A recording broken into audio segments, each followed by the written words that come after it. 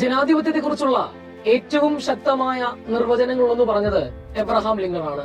ജനങ്ങൾ ജനങ്ങൾക്ക് വേണ്ടി ജനങ്ങളാൽ തിരഞ്ഞെടുക്കപ്പെടുന്ന ഒരു വ്യവസ്ഥിതിയാണ് ജനാധിപത്യം എന്നാണ് അദ്ദേഹം അഭിപ്രായപ്പെട്ടത്.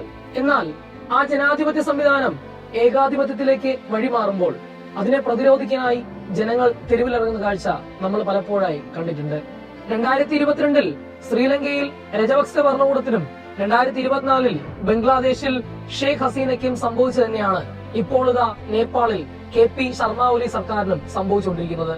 പറഞ്ഞു വരുന്നത് ജെൻസി വിപ്ലവത്തെ കുറിച്ചാണ്. ആരാണ് ജെൻസി വിഭാഗക്കാർ? 1997 2012 ഇടയ്ക്ക് ജനിച്ചവരെയാണ് നമ്മൾ ജെൻസി വിഭാഗക്കാർ എന്ന് പൊതുവെ വിളിക്കാറ്. നേപ്പാളിലെ ആകെ ജനസംഖ്യയുടെ 20% ജെൻസി വിഭാഗക്കാരാണ്. ജെൻസി വിപ്ലവം നേപ്പാളിൽ പെട്ടെന്നൊരു സുപ്രഭാതത്തിൽ പൊട്ടിമുളിച്ചുണ്ടായതല്ല. ശർമ്മ ഒലി സർക്കാരിന്റെ അഴിമതിയിലും കെടുകാര്യസ്ഥതയിലും സ്വജനപക്ഷപാതത്തിലും പൊറുതുമുട്ടിയ നേപ്പാൾ യുവാക്കൾ തുടക്കത്തിൽ സോഷ്യൽ മീഡിയ പ്ലാറ്റ്ഫോംസിലൂടെ സർക്കാരിനെതിരെ പ്രതികരിക്കാൻ തുടങ്ങി. ഈ പ്രതിഷേധ സ്വരങ്ങൾക്ക് തടയിടാനായി 2025 സെപ്റ്റംബർ മാസം 4-ാം തീയതി യൂട്യൂബും ഫേസ്ബുക്കും അടക്കമുള്ള 26 സോഷ്യൽ മീഡിയ പ്ലാറ്റ്ഫോമുകൾക്ക് നേപ്പാളിൽ വിലക്കേർപ്പെടുന്നുണ്ട്.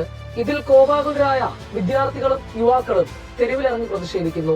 വളരെ സമാധാനപരമായി തുടങ്ങിയ പ്രതിഷേധം സർക്കാരിന്റെ കടുത്ത അടിച്ചമർത്തലിനെ തുടർന്ന് അക്രമാസക്തമാവുകയായിരുന്നു.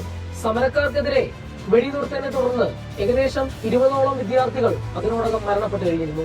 ഇതോടുകൂടി വിരളിപൂണ്ട സമരക്കാർ നേപ്പാൾ പാർലമെന്റും പ്രധാനമന്ത്രി, പ്രസിഡന്റ്, അതുപോലെ തന്നെ മറ്റു മന്ത്രിമാരുടെ വസതികളും അഗ്നിക്കിരയാക്കുന്നു. പ്രതിഷേധം കനത്തതോടെ നിസ്സഹായനായ KP ശർമ്മ ഒലി 2025 സെപ്റ്റംബർ മാസം 9-ാം തീയതി നേപ്പാളിന്റെ പ്രധാനമന്ത്രി സ്ഥാനം രാജിവെച്ച് നേപ്പാളിൽ നിന്നും പലായനം ചെയ്യപ്പെടുന്നു. KP ശർമ്മ ഒലിയും രജപക്സയും ഷെയ്ഖ് ഹസീനയും ഒക്കെ തന്നെ ഒരു ഓർമ്മപ്പെടുത്തലാണ്. ജനങ്ങളാണ് എല്ലാത്തിലും വലുത് എന്ന വലിയ ഓർമ്മപ്പെടുത്തൽ.